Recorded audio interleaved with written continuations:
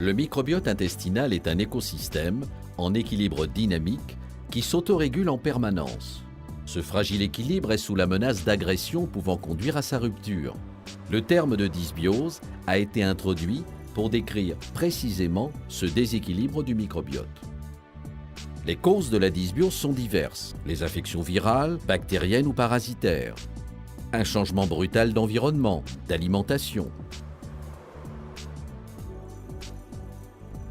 un déficit immunitaire, certains médicaments et en premier lieu les antibiotiques.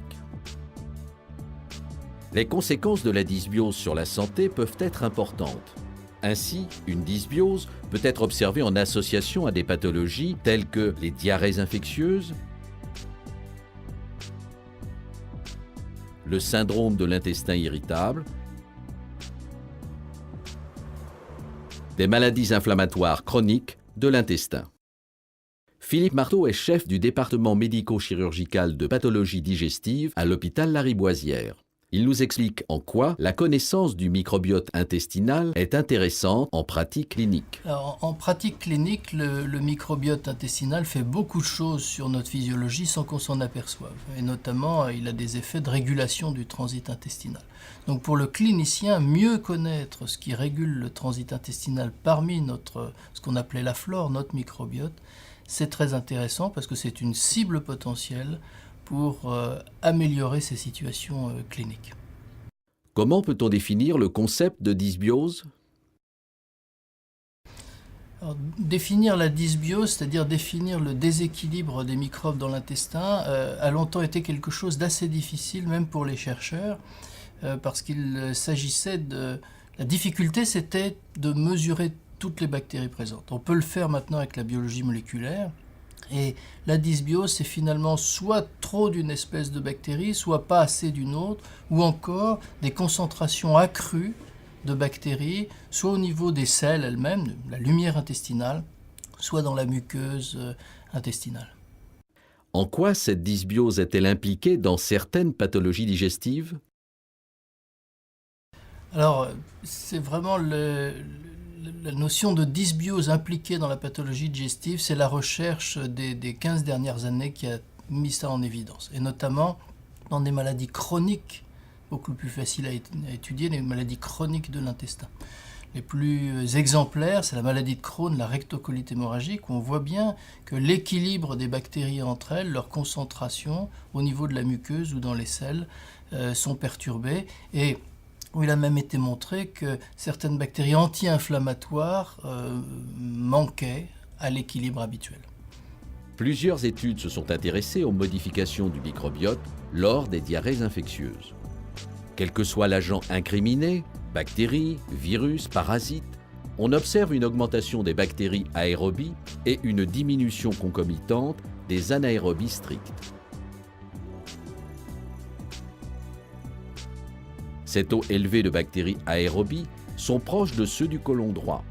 En effet, lors des diarrhées infectieuses, en raison de l'afflux d'eau et d'électrolytes, une partie du microbiote habituel du côlon droit se retrouve au niveau du côlon gauche et des selles.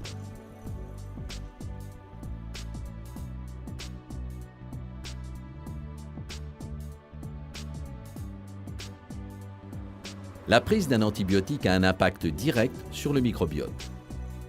L'antibiotique détruit les bactéries du microbiote dominant qui lui sont sensibles, rompant ainsi l'effet de barrière et favorisant la pullulation de germes pathogènes. Dans un certain nombre de cas, ce déséquilibre provoque des diarrhées dont la fréquence augmente aux âges extrêmes de la vie, chez l'enfant ou la personne âgée, ou lors d'une antibiothérapie à spectre large.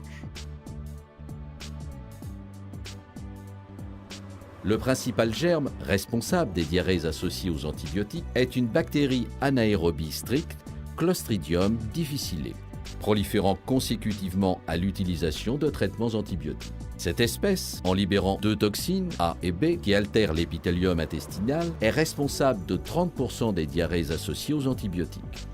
Par ailleurs, en diminuant la concentration des bactéries anaérobies dans le côlon, les antibiotiques réduisent les processus de fermentation.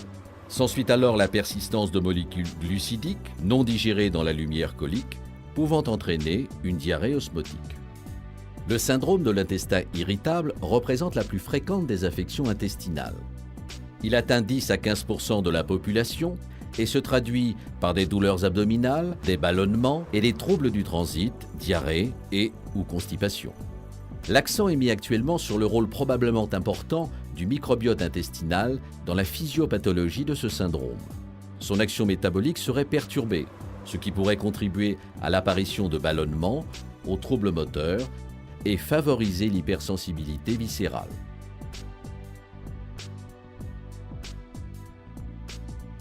Des anomalies qualitatives du microbiote ont aussi été observées.